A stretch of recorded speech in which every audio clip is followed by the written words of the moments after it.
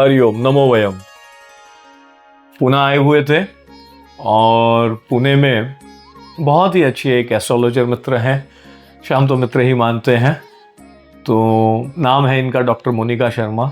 इन्होंने होली पर्व के विषय पे कोई प्रश्न रखे थे, तो हमने सोचा फिर वो होली का पर्व है और हाँ ऑफ ट्रैक भी लोग मिलते हैं जहाँ, तो वो भी कहते हैं कि हाँ थोड़ा इसका भी विज्ञान लाइए, क्योंकि तथास्तु योगम की वीडियो जब हम देखते हैं तो हमको उसमें साइंस भी मिलता है, लॉजिक भी मिलता है, मेटाफॉर मिलता है, सनातन का कनेक्शन मिलता है। तो थोड़ा होली के ऊपर भी कुछ अगर और बाकी कोई चीज़ों पे, तो अब ऐसे ही बैठे बैठे मन में आया तो हमने कहा चलो ठीक है और एक छोटा सा शूट कर लेते हैं। बाकी यहाँ छुट्टियों पे चल रहे हैं, होलास्टक चल रहा है। और हाँ, मोनिका जी से आपको बात कराते हैं। मोनिका जी अपना परिचय स्वयं आपको देंगे, बाकी हम जितना जानते थे हमने बताया। मोनिका जी स्वागत है आपका तथास्तु योगम में। थैंक यू कल्पेश भाई। मैं डॉक्टर मोनिका शर्मा पुणे से Shri Swami Samarth astro healing centres, Kalpesh भाई की कृपा से मैं यहाँ तक पहुँच पाई हूँ। तथास्तु योगम मेरे लिए पूरे दोनों हाथ जैसे उनके इसमें दिखते हैं वैसे मेरे पीछे खड़े हैं। स्वामी के जैसे मेरे सक्सेस के पीछे कल्पेश भाई का भी बहुत बड़ा हाथ है। और मैंने बहुत सारी थियरीज़ और ये विभिन्न शाखाओं में मैंने ज्योतिष में ज्ञान प्राप्त किया है, लेकिन फिर भी शास्त्र मैंने बहुत ज़्यादा पढ़े नहीं है। इन्फॉर्मेशन मेरी बन चुकी है, बट जो अंदर का ज्ञान है सनातन का, वो कल्पेश भाई गुरुजी जैसे लोगों से मैं मिलके अपने इन्फॉर्मेशन को मैं और गहराई से देना पसंद करती हूँ। और जब भी इनसे मुलाकात होती है कुछ नया मुझे सिखाते।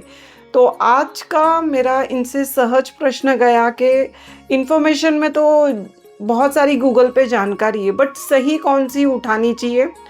कल्पेश भाई इसके ऊपर प्रकाश डाल रहे हैं कि ग्रहण, होली के दिन जो ग्रहण पड़ रहा है भद्राकाल है, बड़े छोटे समय में वो हमें देने वाले हैं गहरे ज्ञान को। कृपा महादेव की इन पे। और हाँ नहीं, इनका जिज्ञासु स्वभाव है, इनके पास अच्छे अच्छे प्रश्न होते हैं और हमको भी लगता है कि नहीं हाँ कुछ पढ़ा है तो ला करके कहीं रखें। और आजकल लगता है कि हाँ लोगों ने वो पुस्तकें तो पढ़ना बंद हो गए हैं और वो मोबाइल इत्यादि से ही, तो चलो ठीक है कोई नहीं, इसके माध्यम से ही पहुँचाया जाए तो कोई राइट चीज़ें लाने की कोशिश करते हैं।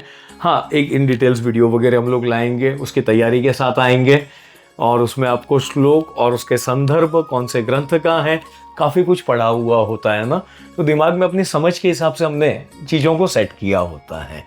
तो आज थोड़ा सा हाँ ये होली, बदरा और ग्रहण, इसके ऊपर थोड़ा सा बात करते हैं। तो सबसे पहले तो हाँ इस बार होली भी है, ग्रहण भी है और बदरा भी है, तीनों ही है, तीनों का संयोग बन रहा है। होली पे हम लोग बात करते हैं। तो पहले होली के पीछे है ना, हमको लगता है कि सनातन में कोई विज्ञान है या नहीं है, तो चलो इसको विज्ञान के दृष्टिकोण से पहले देखें। तो विज्ञान से देखना होगा तो पहले हमको जो भी हम लोकेशंस में रह रहे हैं या जहां भी हम लोग रह रहे हैं, पर्यावरण जिसको हम लोग कहते हैं, उस पर्यावरण से रिलेटेड कुछ है क्या इसमें। तो क्या हाँ क्या है, तो क्या शिशिर ऋतु माने शीत ऋतु का सबसे अंतिम पहर ये जा रही है और वसंत ऋतु का आगमन होता है। अब वसंत ऋतु का जब यहां पे आगमन हो रहा है, भारत में वैसे हर 2 महीने में एक ऋतु परिवर्तित होती है, 6 ऋतुओं का संपन्न देश भारत है। तो वसंत ऋतु का आरंभ होता है। अब ठंडक का खत्म होना और गर्मी का आरंभ होना, ये इसके संधि काल है। कौन सा, तो कि फाल्गुन का ये पूर्णिमा। अब यहां पे आते आते यहां पे ये जो माइक्रोबैक्टीरिया ठंडी से निकले हैं, ये बड़े जिद्दी हैं, बड़े जटिल हैं, ये गर्मी में सरवाइव कर जाएंगे। तो इनको खत्म करना होगा, तो इनको खत्म करने के लिए बहुत बड़े लेवल पे हीट को जनरेट करना होगा। सिंपल सा थोड़ा सा मतलब एक हाँ रखने की कोशिश कर रहा हूं, हर किसी को समझ में आए वो वाली बात है। खैर, और उन बैक्टीरिया को खत्म करने के लिए एक हाई लेवल का हीट जनरेट करना होता है। इसीलिए शास्त्र ने छूट दी है चोरी करने की। शास्त्र कहता है कि होली के दिन आप लकड़े चोरी करके ले आओ, लकड़े चोरी करके ले आओ, शास्त्र चोरी करने का विधान देता है, मतलब कैसे माने हम बात को? तो नहीं, हाँ ये उल्लेखित है। और तो ये इसके पीछे भी एक थोड़ी सी साइकोलॉजी है। देखो क्या होता है ना कि अगर कोई किसी के पास लकड़ियां मांगने जाएगा ना, तो उस दिन कोई देने वाला नहीं है, और दे भी देगा तो अपनी क्षमता के हिसाब से छोटा मोटा देगा। अब जब इन बच्चों को वगैरह को ये टास्क मिलता है ना कि हाँ लकड़ियां लानी और बड़ी होली जलानी है, इतनी बड़ी कि उस गांव का जो हीट टेम्परेचर है वो बढ़ जाए।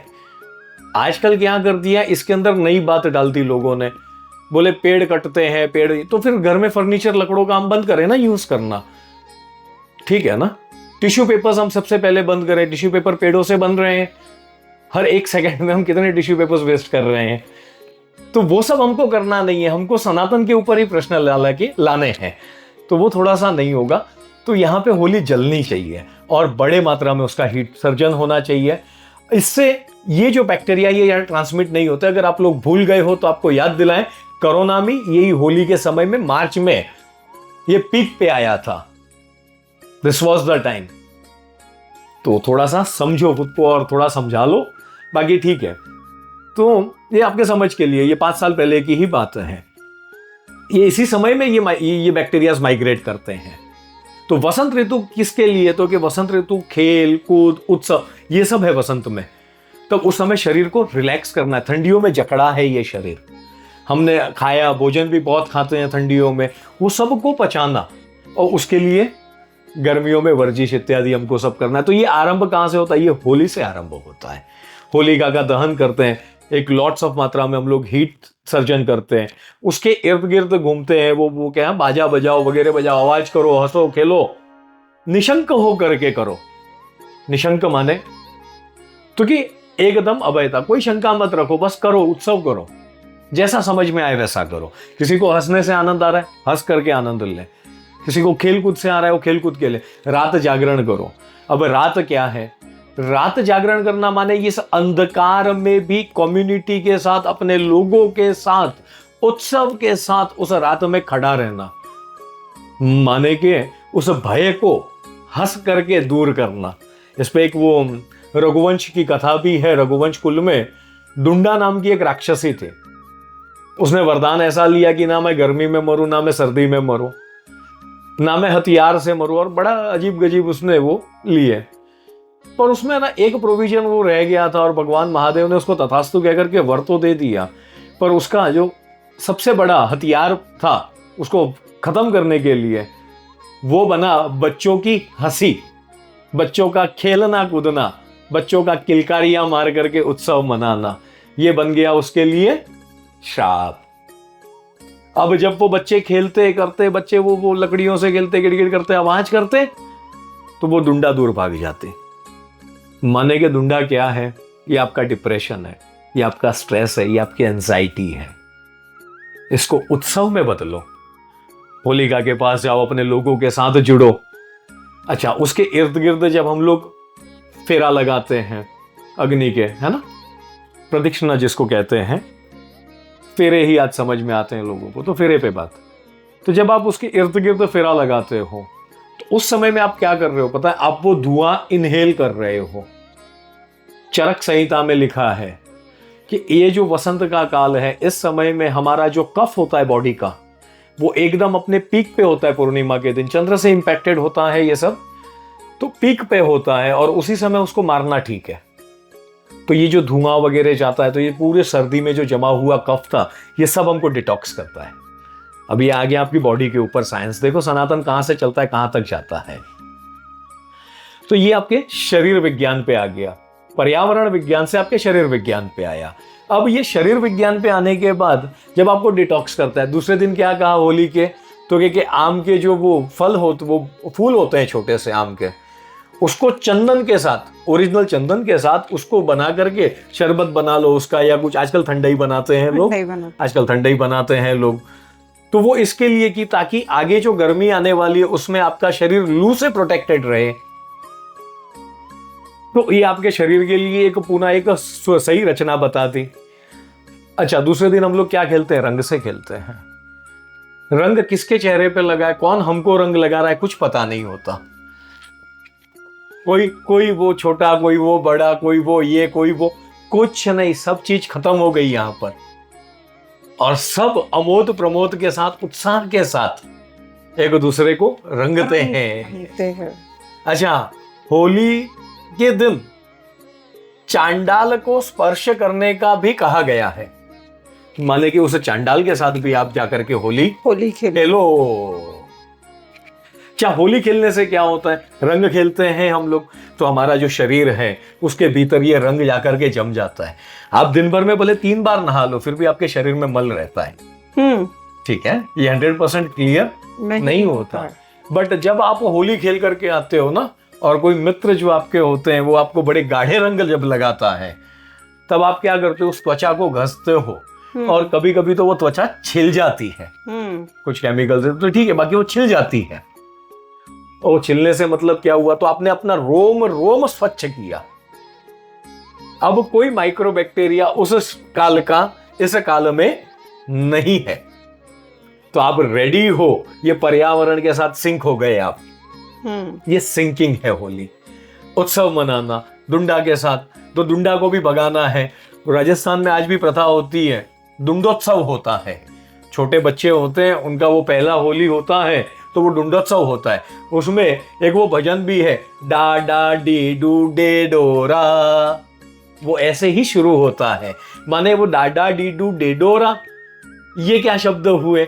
ये छोटे बच्चे जब बोलते हैं ना, ड डा डा डू डी डू, ये उससे बना हुआ है। तो कि ये स्वर्ग से वो डुंडा भी दूर भाग जाती है।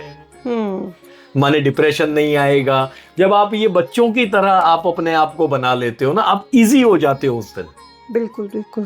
तो आपको डिप्रेशन या स्ट्रेस आपको परेशान नहीं कर सकता। इसीलिए होली का उत्सव बड़े उल्लास से मनाना चाहिए। सिर्फ रंग नहीं, अपितु होली का दहन भी होना चाहिए।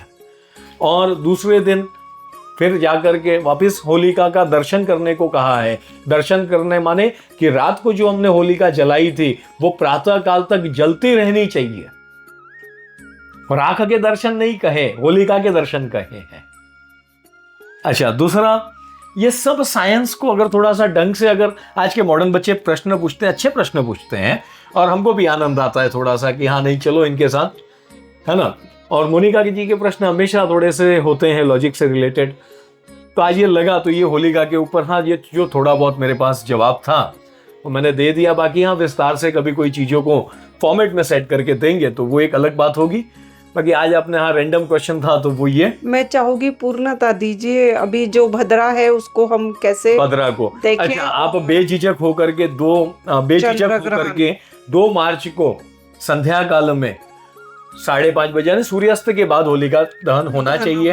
तो जैसे वो सूर्यास्त का बेला आता है उसके बाद अपने अपने यहाँ पे देख लीजिए, थोड़े से चौगड़िया इत्यादि भी अगर आप देख लो मुहूर्त तो उसमें से आपको मिल जाते हैं। तो 8, 8:30, 8:45 बजे के बीच तक, 6:30 से संध्या में आरंभ करके 8:30, 8:45 तक होलिका दहन कर सकते हैं। गोजरी बेला का समय, गोदली बेला में आप कर सकते हैं होलिका का दहन, और वही संध्या का बेला कहा गया है। Now that is the time when आदमी डिप्रेशन की तरफ आरंभ होता है। और उसी में उन्होंने कहा कि सनातन ने कहा कि यहाँ पे उत्सव कर ले। बिल्कुल बिल्कुल। अब सनातन आनंद से जीने की एक जीवन शैली है, निरोगी काया के साथ आनंद से जीना। इसीलिए भारतीय शैली में मैं इतना समझ पाई हूँ कि हर एक महीने में एक उत्सव आता है जो इंसान को परिवार के साथ जोड़ता है। परिवार में ऐसा महत्व गया, छोटे से बड़े को झुकना भी है, नमस्कार भी करना है, और उत्सव ऐसे मनाए जाते हैं अपने कि वहाँ पे परिवार को एकत्रित होना पड़ता है। और हाँ, ग्रहण ऐसा है कि हाँ 3 तारीख को ग्रहण भी है। सुबह 6:20 पे उसका वेदकाल आरंभ हो रहा है। अपने अपने यहाँ से आप अपने अपने पंचांगों से इस चीज़ों को शुद्ध कर सकते हैं। और बाकी यहाँ इंटरनेट वगैरह पे भी आजकल काफ़ी अच्छे ज्योतिषी और विद्वानों ने अपनी अपनी पोस्ट रखी हैं, आप थोड़ा सा उनको भी पढ़िए और थोड़ा सा हाँ वांचन भी कीजिए उसके साथ साथ। और बाकी हाँ, ग्रहण है तो ग्रहण में थोड़ा सा सावधानी बरती है। महिलाएं मतलब जो गर्भधारण किए हुए हैं तो उन्होंने नहीं जाना है बिल्कुल भी ग्रहण में बाहर। थोड़ा सा हाँ मेरा निवेदन है सारी माता बहनों से, थोड़ा सा हाँ वो जो परछाई का है ना वो इम्पैक्ट होता है। जैसे हम लोग चलते हैं धूप में और हमारी ही परछाई कहीं पड़ रही होती है। अब उसके नीचे कोई चींटी है, कोई मकोड़ा है, अगर आप कभी देखो ना, तो अगर उसको वो वे मिल जाए ना, तो वो आपके पीछे पीछे चलना शुरू हो जाता है उस छाव में, है ना। तो परछाई का इम्पैक्ट है। तो ये वैसे ही ये ग्रहण की परछाई है, ये नहीं पड़नी चाहिए। बैक्टीरिया कहते हैं इसको, क्या कहते हैं, कुछ वो अंग्रेजी में कहते हैं, है ना, बायो बैक्टीरिया ऐसा कुछ कहते हैं, जो हमारे शरीर से जुड़े हुए होते हैं, वो जो हमारे शरीर को हार्म कर सकते हैं, ये ऐसे माइक्रो बैक्टीरियाज होते हैं। तो ये बैक्टीरिया उस समय में सबसे ज्यादा पीक पे होते हैं। इसीलिए अपना कुछ नहीं करना, अपना बस बैठे बैठे भगवान का नाम स्मरण करना, जो हमको मिला है अपने माता पिता गुरु इत्यादियों से, उनको लेना, उसका रिवीजन करना। वो मल्टीप्लाई होता है इन्फिनाइट में ग्रहण काल में। उसका बेनिफिट लो मैक्सिमम, अगर ले सको तो पॉजिटिवली, और बढ़िया से ग्रहण को भी साजरा करो। और हाँ ठीक है, समय में सब अपने अपने कर्म और प्रारब्ध का हम खाते हैं, और प्रारब्ध जो है वो बनते ही कर्म से है, और कर्म का ही एक प्रोडक्ट प्रारब्ध है। तो हाँ, थोड़ा सा बढ़िया से कोई चीज़ों को करें।